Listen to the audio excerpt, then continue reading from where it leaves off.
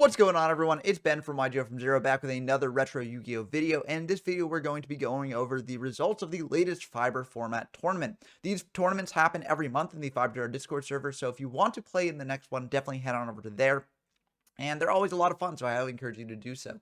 But anyways, we've got an exciting tournament report to break down here. There were 21 people who played in this tournament, and of them, according to the format library sort of deck type representation chart, 17 of which were playing tomato control, 2 of which were on recruiter control, 1 of which was on Gearfried, and 1 of which was on hand control. Now, I honestly think that you should take these numbers with a bit of a grain of salt, because oftentimes the sort of algorithm that format library uses to classify these decks does just lump DM era decks overly much into tomato control. Now, this is something that people often fix in posts, so this might change in the future for this tournament report here. But even if it doesn't, you just kind of have to look at the decks on your own and sort of judge what they are, because a lot of them wouldn't necessarily be classified as tomato control, even if they are playing 3 Mystic Tomatoes, because Mystic Tomato is just a staple card in this format, because it gets into Sangan, which is the Black Forest. So generally, tomato control is overly applied to a lot of different decks. That being said, I don't think the Fiber format is tier 0 by any means, so don't be put off by this deck type representation chart. I think it's a lot of fun, and I'm not really going to spend too much more time on deck type representation, because I think that you can get a lot more out of it by just seeing the different topping decks. So let's dive into those now. Okay, in third place, we have Aratos playing this deck could probably honestly be called tomato control. It's just sort of the general good stuff pile. You're playing all the good monsters here. You're playing good spells. You're playing a lot of traps, apparently. So this was a bigger trap lineup than you normally see in these sorts of decks. But I think that's really cool. And traps are very reactive. You've got 3 traps that draw you deeper in your deck. So they basically deck in for you, get cards engraved for things like Bazoo. You've also got Time Seal, which lingers after a Fiber Jar activation. So that can be very important as well. So I think this deck looks really, really good. If you want a sort of standard list to start with, a good stuff deck list, then this is a great place to start. There are some interesting things here, though. 3 Gemini Elf, 1 Bazoo, 1 Kaiku. That's sort of an interesting ratio. I do get it, though. If you expect more people to be on Gearfried, Gemini Elf does hit over Gearfried, and Gearfried did win the last tournament. So that means that, you might expect to see more Gearfrieds running around. So Gemini Elf did pretty well here, it looks like. And I think that besides that, the deck is pretty standard. Outside of the beaters, you've got the standard monsters here. You got standard spells, nothing too spicy there, although there is a knock in main, which isn't necessarily something that everyone does, but it is something that may become more popular depending on the certain deck types that are topping, especially since we're seeing more focus on things like Ratbox or Recruiter Control. So I do think that Nobleman of Crossroad can be good against those sorts of decks.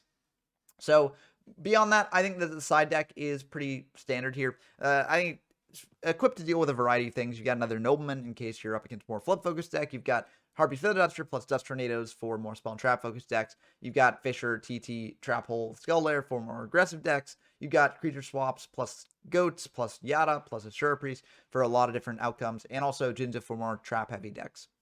So I think this deck is pretty standard, pretty good list to start with. And I don't really think there's too much to talk about here besides, just the typical ratios that I mentioned before.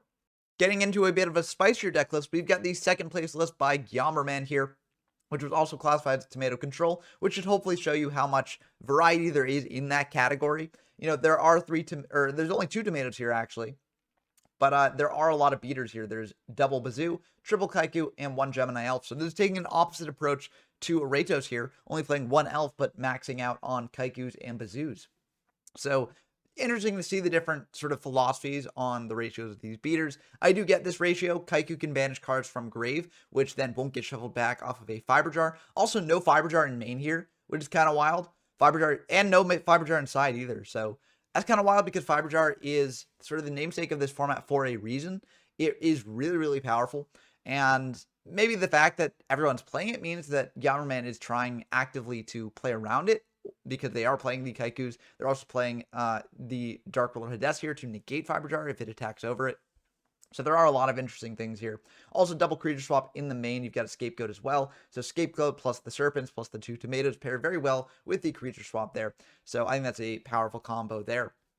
Other than that, Premature Burial in the deck isn't necessarily standard, but it is something that people can play. It's very powerful. The reason why many people don't play it is there are triple MSTs. There's IO running around. So there are plenty of things that do stop Premature Burial, but if you do manage to pull off the Premature Burial, it can be very strong.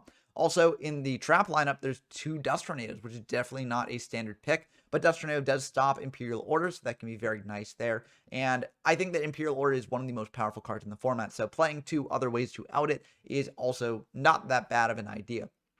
For the side deck, there's a bit of a warrior package. You got double Rhoda, you've got the Exiled Force, triple Zambara, and a Don Zalug here. So, if you do want to go into that, a little bit of a... Oh, wait, Don Zalug is illegal. So, actually, you can't have Don Zalug here. But I think that was realized in the tournament and it never came up. So, don't worry. Gyarman didn't really have an advantage here. But yeah, the only warrior package that you're going to be having is Exiled Force, triple Zambara, and double Reinforcement. I guess this just slipped through the cracks. But triple TT here and a Dust Tornado as well. TT for if you're up against a more aggressive deck. Dust Tornado for if you need even more spell trap removal along with Heavy Storm. Double Knock for if you're going second or against a more flip-focused strategy. And a Goat to likely pair with your other creature swaps. Also, if you're up against a creature swap deck, Goat can be very good because basically you just chain Goat to creature swap and then you give your opponent a token, which is obviously really bad for your opponent. But that's going to do it for this list. I think this is a really, really cool idea. I think it's kind of interesting because it sort of falls in between a couple of different decks. It's not quite full Recruiter Swap, but it's also not quite full just good stuff turbo. So I do think that this is a very interesting list, and I'm curious to see how Gyarman iterates it on it in the future. Lastly, we've got a list from that returning champ, that complete jerk, B-Sox. They managed to win yet another tournament. I can't believe it. But I am B-Sox, so I'll give a bit of an insight into the deck list that we won the tournament with. So I was just playing basically a Recruiter Swap deck. Basically in the finals of the last tournament, I was playing Gearfried, and I sort of came onto the commentary afterwards, which is on PJ Darkness's channel, so definitely check out that if you want to see both that commentary and also the latest format finals. So I basically went on there and we were talking about different combo decks, and we basically said, like, Gearfried is fine, but it's a bit bricky, whereas the Recruiter Swap deck is probably a bit less bricky, while also being sort of a combo deck that can kill your opponent. And I really like that idea, so I sort of hopped into the tournament with, I think this is my old Recruiter Swap list that I used in a video about this deck. And the deck was very good. I think that it took a bit of a learning curve to learn how to play. For instance, you really do want to be going through your recruiters very early, even though you do want to make your swaps live. Generally, in the late game, you will have ways to make the swaps live because you'll likely have a Sinister Serpent drawn or searched out off Sangan or Witch. You might also search out a Yada off these cards, and then that's a great swap target as well. So generally, you just want to be going through these early because bricking on multiple copies of them is really bad. And also, you're likely going to draw into your targets for these, of which you're only playing 2 non-recruiter targets for each of them. So, you do want to be going through these as quickly as possible. Now, you could potentially alleviate that issue in the future if you play more targets. For instance, Cannon Soldier maybe should be in the main in the future. And also Scapegoat should probably also be in the main because Scapegoat is very good to swap your opponent with. But I do think that overall, generally the game plan of this deck is to go through your recruiters as fast as possible, thin out your deck a bit, make your other cards more live later on, and just win through that. And I think it's a very, very powerful deck. I am playing 20 monsters here, which is a bit much. A lot of other decks are playing a lot less monsters, but I do like the high monster count, especially since you are thinning through some of your other monsters. So you don't necessarily feel the high monster count, except in cases where you break on a bunch of monsters, which did happen a couple times in the tournament. But going into the spells, I didn't really do anything too spicy here. I didn't play a Delinquent Duo, which is something that a lot of decks are playing in the main. I figured Duo is a really good card if you draw it early and are able to just rip your opponent's hand apart. The issue with Duo is that if your opponent is Serpent, which most decks are playing, then it becomes a lot worse. Also, the fact that Fiber Jar resets everything means that Duo is a lot worse because it costs you 1,000 life points and you don't even retain the card advantage that you gain otherwise. Whereas with Comfy and Forceful, if your opponent does have a Fiber Jar or a way to get into Fiber Jar, you can potentially rip that out of the hand and still retain the knowledge of the hand, well, you don't really get pure card advantage off that because of 1-for-1, but you retain the advantage that you get from playing the card. So I do think that, Duo is okay. I might bring it in the main in the future because after a Fiber Jar activation, you kind of want to draw Duo to rip apart your opponent's hand. But I think in general, I like it better in the side to bring in if you're going first or something like that.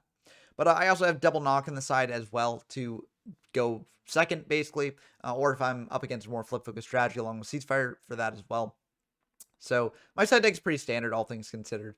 I think that the Triple Torrential Tribute is maybe weird, but I brought that in against like aggressive decks. Also, Triple Jar of Greed is kind of interesting. I don't think I'd ever bring these in, really. but they're interesting to have here. I sort of had them to experiment if I wanted to turbo through the deck a little bit faster. Heavy Storm's here for more spell and trap removal. Magician of Faith is here just as, I don't know. My idea was if you knock your opponent's set and it's Magician of Faith and they see that we don't have Magician of Faith, then we can bring in Magician of Faith. But that's kind of a pipe dream. It's probably won't going to happen much because you're only bringing in knock in game 2. And so basically Magician of Faith is just there for game 3. So I don't know if I'd include this in the side deck in the future. We got a hot S for other recruiter-based decks. You can bring this in. It's very powerful against those. And Cannon Soldier I might play in the main in the future because it's another Mystic Tomato target. It can be very good against sort of unorthodox decks. You can sort of keep tributing off your Serpent against stall decks. And there's a bunch of different stuff you can do with that. So I think this list is very powerful.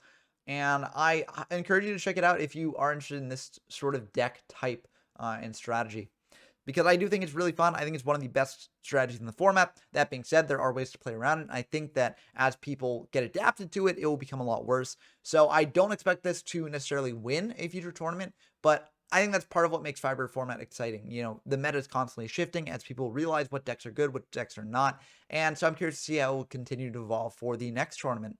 But that's going to do it for the video. I hope that you enjoyed as always. If you did enjoy this sort of thing and want to play in more Fiber games, then definitely head on over to the Fiber Jar Discord server as well as the YGO from Zero Discord server. Both are great places to get games in Fiber format and discuss the format in more depth. Let me know what you think about these lists down in the comments below as well. And also subscribe to the channel if you enjoy this sort of content or just retro Yu-Gi-Oh content in general. If you want to support me directly, I do have a Patreon as well. And if you sign up for that, you'll get a shout out in these videos. So big shout outs to Dumptruck, Tyler Compton, GeoMyFest, Rincewin, Brendonker, and Porkchop Coon. It really means a lot to me that you support me in this way. And it just encourages me to make even more videos. But I hope that you enjoyed this video as always. And until next time, I've been Ben from YGO from Zero, and I'm signing off.